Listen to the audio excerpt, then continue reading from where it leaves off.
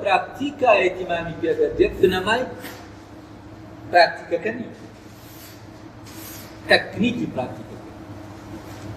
یعنی بۆ نمونە پێت دەڵێ چۆن دەبی بەسەرکردن، بەڵام هەرگیز پێت ناڵێ ئەرێ سەرکردن چییە تا من بزانم چۆن بەسەر. یعنی دەمکە بەسەرکردن بەبێەوە بزانم سەرکردن چییە.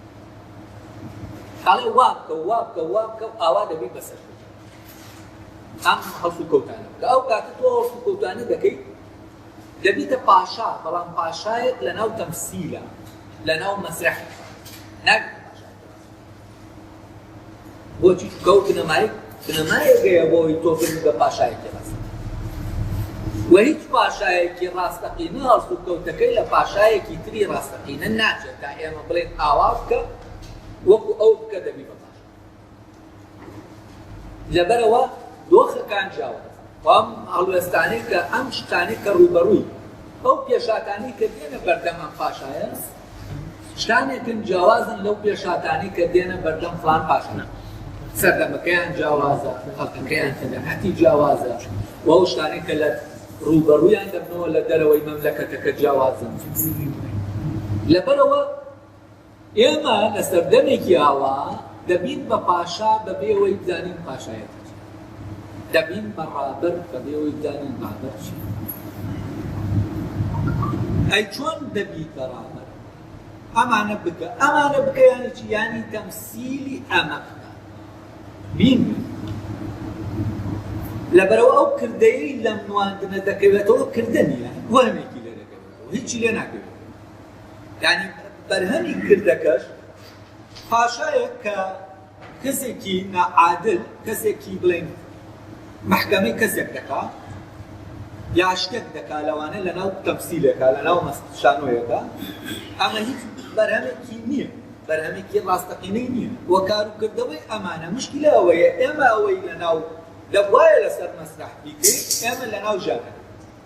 ئەو کاتە ئەوەی کە هەیە لە کاروکردەوەکە ئێمە دەکەوێتەوە، ئەمە هیچی لێ ناکەوێتەوە، یان ئەوەی لێ دەکەوێتەوە تۆ پاشایەکی وەهمیت وە کاروکردەوەکانیشت وەهمی.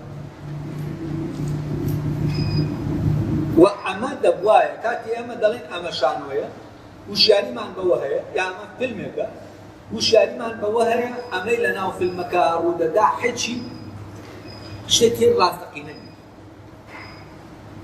بەڵام کێشەکە ئەوەیە ئەوانەی لەناو کۆمەڵگا تەمسیلی ڕابەر و سەرکردە دەکەن و کراون بە سەرکردە لە ماوەی 2 هەفتە، ئەمانە لەناو کۆمەڵگاکە تەمسیل دەکەن و ئێمەش نازانین کارە ساتەکە لێیە، خۆشی نازانێت کە تەمسیل دەکات. یعنی دۆخێکی دۆن کیشۆتی سەرف دروست. دۆن کیشۆت ئەو پیاوە بوو کە لەناو حکایەتەکانە هاتە دەرێ بۆ ناو واقع، و ئەوەی کە لەناو حکایەتەکانە هەیە و لەناو واقع، و ئەم دۆخە دروست. و کاتێک ئێمە گوشاری لەم وەمانە بێت، کاتێک ئێمە ئەمەمان کرد بە بابەت و لە ئەساسەکەیمان کۆڵیە و دەی تێگەیشتین، ئەو کاتە دەزانین ئایا ئەوەی دەیکەین تەمسیلە، نواندنە، یا وەکو ئەوەی دەیکەین ڕاستەقینەکەیە. ئایا ئەم هاوڕێیەتیە نواندنی هاوڕێیەتیە، یا وەکو هاوڕێیەتێکی ڕاستەقینە. زۆر جار ئەم پرسیارە لەوانەی لای زۆرتان دروست بوو بێت، و بۆی ئەوەوە کەوتونەتە ناو پەیوەندی هاوڕێیەتیەکە ئەو پەیوەندیە زەرەرێکی حەسەتی داون، زەرەری لێ داون، چون زانم هەر شتێکی تر لەوانە بە ناوی ئەوەی کە هاوڕێکە خیانەتی کردووە یا فڵانە شت یا فیسا شت. ئەمانە هەن وات لێ هاتووە وا بیرکەیتەوە کە شتێک بە ناوی هاوڕێیەتی وجودی، ئەوەی کە پێی دەڵێن هاوڕێیەتی هەمووی درۆ دەرچوو. بەس کێشەکە لێرە لەوە نییە کە ئەو شتانە، یعنی ئەوەی کە درۆ دەرچووە، مشکلەکە لەبێت ئایا ئەوەی درۆ دەرچووە هاوڕێیەتی بووە تا ئێمە بڵێن هاوڕێیەتی درۆیە،